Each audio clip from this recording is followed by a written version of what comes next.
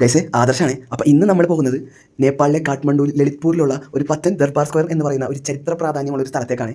UNESCO ലോക പൈതൃക പട്ടികയിൽ ഇടം പിടിച്ചിട്ടുള്ള ഒരു സ്ഥലമാണ്. അതുകൊണ്ട് തന്നെ എല്ലാ ലോകരാജ്യങ്ങളിൽ നിന്നുമുള്ള വിദേശികൾ ഇവിടെ സ്ഥിരം സന്ദർശകരാണ്. അതുകൊണ്ട് തന്നെ ഞാൻ പോയ അന്ന് വളരെ തിരക്കായിരുന്നു ഇവിടെ മൊത്തം. മറ്റു രാജ്യങ്ങളൊക്കെ കമ്പയർ ചെയ്താൽ തന്നെ നേപ്പാൾ വളരെ വൈകിയാണ് ഡെമോക്രസിയിലേക്ക് കടന്നു വരുന്നത്. 2008 വരെ രാജഭരണമായിരുന്നു നേപ്പാളിൽ. അതുകൊണ്ട് തന്നെ ഈ രാജകൊട്ടാരങ്ങളും എല്ലാം വളരെ നന്നായിട്ട് അവർ സൂക്ഷിച്ചിട്ടുണ്ട്. ഇപ്പോഴും വലിയ കുഴപ്പങ്ങളൊന്നുമില്ലാതെ നല്ല രീതിയിൽ നിലനിൽക്കുന്നുണ്ട്. ഭൂമികുലുക്കം വന്ന് കുറച്ച് ഭാഗങ്ങളെല്ലാം അവിടെയൊക്കെ ആയിട്ട് പൊളിഞ്ഞു പോയെങ്കിലും അത് റിന്യൂ ചെയ്ത് നല്ല ഭംഗിയിൽ അവർ ഇപ്പോഴും നല്ല രീതിയിൽ അവർ മെയിൻറ്റെയിൻ ചെയ്തിട്ടുണ്ട്. തലയിരിപ്പോടെ നിൽക്കുന്ന ഈ ഗോപുരങ്ങളൊക്കെ തന്നെ കാണാൻ വളരെ നല്ല രസമായിരുന്നു കേട്ടോ. മെയിനായിട്ട് എനിക്ക് തോന്നിയൊരു കാര്യം, ഇതിൻ്റെ മുമ്പിലേക്ക് നിന്ന് ഫോട്ടോ എടുത്തിട്ടുണ്ടെങ്കിൽ നമ്മളാരും നോക്കുന്നില്ല. അത്ര ഭംഗിയാണ് ഇതിൻ്റെ വാസ്തു വിദ്യയൊക്കെ കാണാൻ. അങ്ങനെ നമ്മൾ ഇന്ന് വന്നത് കുൻസാങ് സാറിൻ്റെ കൂടെ ആയിരുന്നു കേട്ടോ. ഫോറിനേഴ്സിന് ഇവിടെ പൈസ കൂടുതലാണ് കയറാനായിട്ടുള്ളത്. അപ്പോൾ ഇന്ന് നമ്മൾ കുൻസാങ് സാർ ടിക്കറ്റ് എടുത്ത്. അപ്പോൾ അവിടുത്തെ ലോക്കൽ ടിക്കറ്റിന് 35 രൂപയുള്ള ഒരാൾക്ക്. അപ്പോൾ ആദ്യം സാറ് 2 ആളുടെ ടിക്കറ്റ് എടുത്തിട്ട് നമ്മൾ അങ്ങനെയാണ് കയറിയത്. കയറി കഴിഞ്ഞ് നമ്മൾ കാഴ്ചകളൊക്കെ കണ്ടു തുടങ്ങി. അതിമനോഹരം തന്നെ പറയണം ഇവിടുത്തെ വാസ്തുശാസ്ത്ര വിദ്യകളെല്ലാം കാണാൻ. ന്യൂ ഇയർ വാസ്തുവിദ്യയുടെ മാസ്റ്റർ പീസ് ഐറ്റം ഉണ്ടോ ഈ ദർബാർ സ്ക്വയർ. ചുമന്ന ഇഷ്ടികകൾ പാകിയ ചുമരുകളും കൊത്തുപണികൾ ചെയ്ത മരങ്ങളും എല്ലാം കാണാൻ തന്നെ വളരെ മനോഹരമായിരുന്നു. ഇതിൻ്റെ ഗോപുരങ്ങളും എല്ലാം അതിമനോഹരം തന്നെ പറയാം. ആകാശത്ത് പൊങ്ങി നിൽക്കുന്ന ഇതിൻ്റെ ഗോപുരങ്ങളൊക്കെ കാണാനും അവിടെ നിന്ന് ഫോട്ടോ എടുക്കാനൊക്കെ അതിമനോഹരമായിരുന്നു. പിന്നെ പണ്ട് രാജാക്കന്മാർ ഉപയോഗിച്ച പല ഐറ്റംസ് നമുക്കിവിടെ കാണാൻ പറ്റും. അവരുടെ ഡ്രംസ്, മണികൾ, പിന്നെ രാജാക്കന്മാർ മീറ്റിംഗ് കൂടിയിരുന്ന സ്ഥലങ്ങൾ, പിന്നെ ഈ മരത്തുമേത്തൊക്കെ കൊത്തുപണികളൊക്കെ വളരെ ആകർഷകമായിരുന്നു. ഈ കൊട്ടാരത്തിലെ 3 ചൗക്കുകളുണ്ട്. മുൾ ചൗക്ക്, സുന്ദരി ചൗക്ക്, കേശവനാരായണ ചൗക്ക്, അങ്ങനെ 3 മുറ്റങ്ങളുണ്ട്. ആ മുറ്റങ്ങളെല്ലാം വലിയ അതിമനോഹരം തന്നെ പറയാം. എത്ര കണ്ടാലും മതി വരാത്ത അത്ര സൗന്ദര്യത്തിൽ പണിയെടുത്തേക്കുന്ന ശിലകളും എല്ലാ കാര്യങ്ങളും നിറഞ്ഞതായിരുന്നു ഈ കൊട്ടാരം. കൊട്ടാരത്തിൻ്റെ ഉള്ളിൽ വളരെ വിലപിടിപ്പുള്ള രാജാക്കന്മാർ ഉപയോഗിച്ച പല കാര്യങ്ങളും, കൊട്ടാരത്തിൻ്റെ ഹിസ്റ്ററികളും, പിന്നെ അവരുടെ വിഗ്രഹങ്ങളും പല ലോഹങ്ങളുകൊണ്ട് ഉണ്ടാക്കിയതും അതെങ്ങനെ ഉണ്ടാക്കുന്നതെന്നുള്ള പ്രോസസ്സും കാര്യങ്ങളെല്ലാം ഇതിൻ്റെ ഉള്ളിൽ അവർ ഉൾപ്പെടുത്തിയിട്ടുണ്ട്. അപ്പോൾ ഈ ചരിത്രം ഇഷ്ടപ്പെടുന്നവർ ഇതിലൂടെ ഒന്ന് കടന്നു നോക്കോ. നിങ്ങൾക്ക് വേണ്ടിയിട്ടാണ് എല്ലാത്തിൻ്റെയും വീഡിയോയും അതിനെക്കുറിച്ച് എഴുതിയിരിക്കുന്നതെല്ലാം ഞാൻ ഈ വീഡിയോയിൽ ഉൾപ്പെടുത്തിയിട്ടുണ്ട്. അപ്പോൾ വായിക്കേണ്ടവരൊക്കെ ഒന്ന് പോസ് ചെയ്തിട്ട് വായിച്ച് പോയിക്കോ. ഇത് നിങ്ങൾക്ക് ഉപകാരപ്പെടും ചരിത്രത്തെ ഇഷ്ടപ്പെടുന്നവർക്ക്.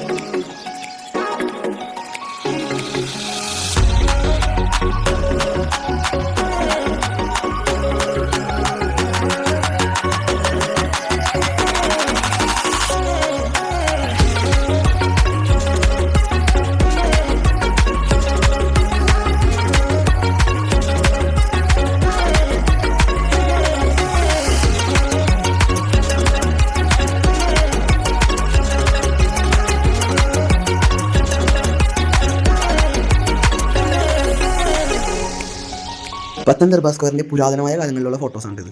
ഇതൊക്കെ കാണുമ്പോൾ മനസ്സിലാവും എന്തൊക്കെ തരം കൾച്ചറായിരുന്നു ഇവർ ഫോളോ ചെയ്തിരുന്നത്. എത്ര മനോഹരമായിരുന്നു അന്നും ഇന്നും ഒരേപോലെ നിലനിർത്തിയിരിക്കുന്ന ഈ ദർബാർ സ്ക്വയറിൻ്റെ സൗന്ദര്യവും.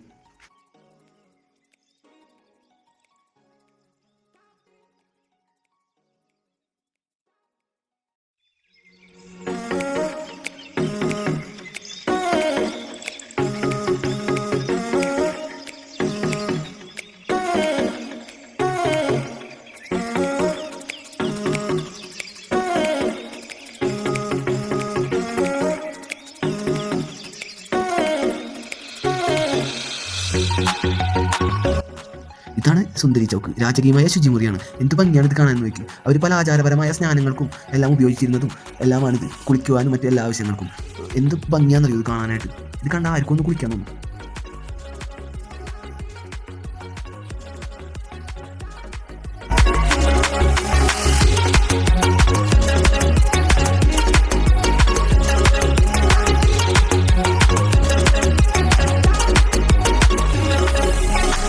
അപ്പോൾ നമ്മുടെ പത്തൻ ദർബാർ സ്ക്വയറിലെ കാഴ്ചകൾ ഇന്നിവിടെ അവസാനിക്കുകയാണ്. ഇതേപോലെ തന്നെ മൊത്തം മൂന്ന് ദർബാർ സ്ക്വയറാണ് നേപ്പാൾ കാഠ്മണ്ഡുവിലുള്ളത്. അതിലൊന്നാണ് ഈ പത്തൻ ദർബാർ സ്ക്വയർ. അപ്പോൾ മറ്റ് ദർബാർ സ്ക്വയറുകളും നമുക്ക് കാണാം. അപ്പോൾ നേപ്പാളിലെ കാഴ്ചകൾ തുടരുകയാണ്. ഇനിയും ഒരുപാട് കാഴ്ചകൾ നമുക്ക് കാണാനുണ്ട്. അപ്പോൾ എല്ലാവരും ചാനൽ സബ്സ്ക്രൈബ് ചെയ്യുക, മാക്സിമം സപ്പോർട്ട് ചെയ്യുക. യാത്രകൾ തുടരുകയാണ്. ഒറ്റക്കാണ്, എല്ലാവരും സപ്പോർട്ട് ചെയ്യുക. Okay, by.